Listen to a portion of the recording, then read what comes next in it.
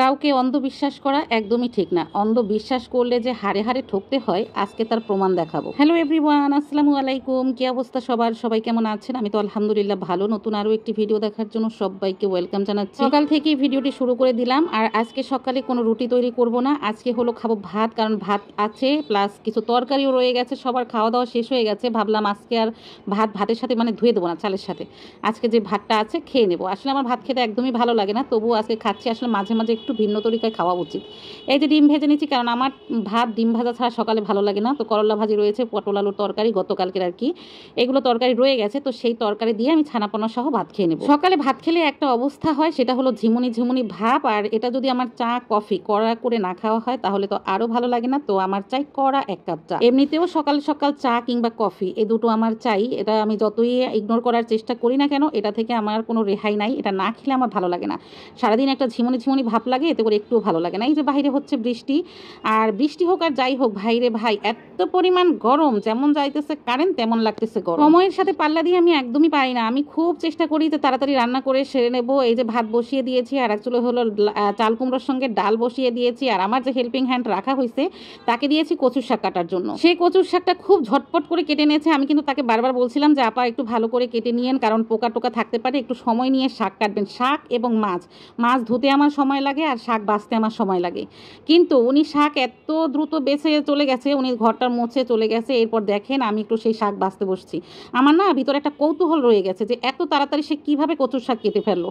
তো উনি যখন ঘরটার মুছে চলে গেছে, আমি শাকটা বাছতে নিলাম। আর এই যে দেখেন শাকের অবস্থা, সে কিভাবে পারছে যে এই কচুর শাকগুলো এত ঝটপট করে বাছতে।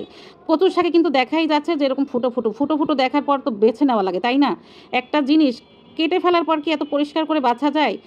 মানে কাটার আগে ভালো করে বাছতে হয়। দেখেন পচা টচা সব এক ধারে সে কেটে ঢুকিয়ে রাখছে। খুব শখ করে জামাইকে বলছিলাম যে কুচো চিংড়ি আছে ঘরে, কুচো চিংড়ি দিয়ে কচুর শাক খাবো, নয়তো ইলিশ মাছ দিয়ে। এদিকে দেখেন আমার এতগুলো অলরেডি বের হয়ে গেছে। এখন এই কচু শাক বাছতে বাছতে আমার বেশ অনেক সময় লেগে গেছে। মানে আরও ওখানে যে আপনাদের দেখাইছি তার থেকে আরও অতগুলো বের হয়েছিল। আমি আমানকে নিয়ে দুইজনে মিলে পরিষ্কার মানে বাছার পরে ধুইতে গিয়ে সেখানেও অনেকগুলো পাইছি। তারপর আমি চুলোতেও বসাইছিলাম সেদ্ধ করতে গিয়ে আরও 2টা পাইছি। পাওয়ার পরে ওই কচুর শাকের ভিতর থেকে আমার একদম ভক্তি উঠে গেছে যে না, ওইটা আর কোনোভাবেই খাওয়া যাবে না।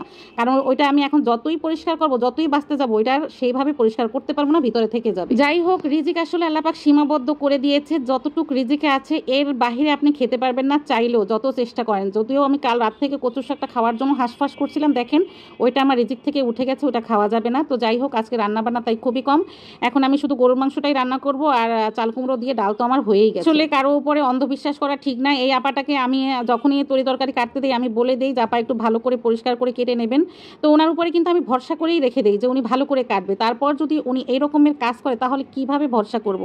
এই জন্যই বলি যে আসলে কারো উপরে অন্ধবিশ্বাস করা ঠিক না। অন্ধবিশ্বাস করলে কিন্তু ঠকে যাওয়ার চান্স থাকে। এই কচুর শাকটা ওনাকে আমার বাঁচতে দেওয়াই উচিত হয় নাই। এখন আমার এত স্বাদের কচুর শাক ফেলানো গেল। যাই হোক, কচুর শাকটার জন্য অনেক দুঃখ লাগতেছে, কারণ এর পিছনে আমি অনেকটা সময় দিয়েছি আজকে। আর অনেকটা সময় দেওয়ার কারণে এই মাংস বসাতেও লেট হয়ে গেছে, কি আর করার।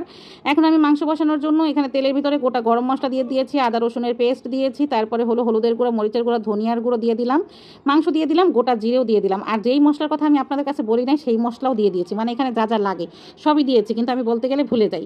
এই মাংসটা যেহেতু ফ্রোজেন মাংস ছিল, সেই জন্য কিন্তু আমি যে স্পেশাল যে স্ট্রানাইজ, তারপরে হলো কি বলে, এগুলো এখন মাথা থেকে বের হয়ে গেছে। তো এগুলো এ জাতীয় যত গরম মশলা আছে, স্পেশাল যে গরম মশলা আছে, সেই সমস্ত গরম মশলা কিন্তু আমি এখানে দিয়েছি। তারপর আলু দিয়ে একটু ঝোল ঝোল রান্না করেছি, যাতে ফ্রোজেন মাংসে কিন্তু মানে আলাদা যদি বেশি দিন থাকে একটা গন্ধ হয়ে যায়, এই গন্ধটা আর থাকবে না। তারপরে এই যে ঝোল ঝোল করে একটু রান্না করে নামিয়ে নিয়েছি। আর পাতিলটা আমি রান্না শেষে সেভাবে একটু টিস্যু দিয়ে পরিষ্কার করে নিই, এতে দেখতেও ভালো লাগে। আর ঢাকনাটাও লাস্টে ধুয়ে নিই। এই যে চুলোটা অফ করে দেওয়ার পর মাংসের এবার কিন্তু অরিজিনাল কালারটা ফিরে এসেছে। তো এখন আমি খেতে বসবো। গরুর মাংস এমনিতেও আমার অনেক পছন্দ। যদি গরুর মাংস হয় অন্য কোনো তরকারি দরকার নাই। যদিও কচু শাকটা খেতে পারলাম না, একটা ভেতরে আফসোস রয়ে গেছে, তবুও আলহামদুলিল্লাহ আল্লাহ পাক রিজিকে যা ছিল তাই আছে। হাজার চেষ্টা করলেও আল্লাহ পাক উত্তম পরিকল্পনাকারী, তার পরিকল্পনার উপরে কখনোই যাওয়া যাবে না। এই যে ভাতটা প্লেটে বেড়ে নিলাম, সবার কিন্তু অলরেডি খাওয়া দাওয়া শেষ হয়ে গেছে। লাস্ট পর্যায়ে আমি বাকি আছি। তো আমি বাকি মানে বুঝেন আমার ছানাপোনাও বাকি, কারণ এরা তো আর আমি ছাড়া একবার অচল। আমি খাবো তখনই তারা খাবে। এই যে আমি এক প্লেটেই সবসময় এদেরকে নিয়ে খাবার খেতে বসে পড়ি। তো খাবার অলরেডি নিয়ে নিয়েছি, ছানাপোনাদের ডাকতেছি, তারা কিন্তু পাশে আছে, দেখতেই পাচ্ছেন। তো তাদেরকে নিয়ে এখন দুপুরের খাবারটা খেয়ে নেবো। ভাইরে ভাই এত গরম যে খাবারের ভিতর থেকেও রুচি উঠে গেছে। মনে হয় যে খাইতে গেলে আরও বেশি বেশি গরম লাগবে, এমন একটা অবস্থা। গরুর মাংস এমনিতেই কিন্তু অনেক গরম, গরুর মাংস আর অনেক অনেক সবজিও আছে যেগুলো প্রচুর গরম, এগুলো না খাওয়াই উত্তম, কিন্তু কি আর করার, মুখ তো আর মানে না, তাই গরুর মাংসটাই খাচ্ছি। তারপরে এই যে বিকেলবেলা একটু তরমুজটা কেটে নিলাম, আর কারেন্টও নাই এখন, তো তরমুজটা কেটে নিয়েছি। তরমুজের কালারটা কিন্তু অসাধারণ ছিল, যদিও কারেন্ট নাই, শুধু মোবাইলের লাইট দিয়ে এতটুকু আসছে কালার, না হয় আলহামদুলিল্লাহ কালারটা খুব সুন্দর ছিল, খেতেও অনেক মিষ্টি ছিল। মাগরিবের নামাজের পর আমার বর সবসময় আমাকে ফোন দিয়ে জিজ্ঞেস করে যে কিছু খাবে, তো আমি অনেক সময় খাওয়াটা একটু অ্যাভয়েড করি। আগে অনেক ভাজা ভুজা খাইতাম, এখন একটু চেষ্টা করি যেগুলো খাবো না। তারপরও বর এই যে ছোট্ট একটু হালিম নিয়ে আসছে, আর হালিম আমার খুব পছন্দের একটা তালিকার খাবার, তো নিয়ে যখন আসছে এটা দিয়েই সন্ধ্যার নাস্তা সারি। তো আজকের মতো এখানে বিদায় নেবো, কথা হবে নেক্সট ভিডিওতে। আল্লাহ হাফিজ।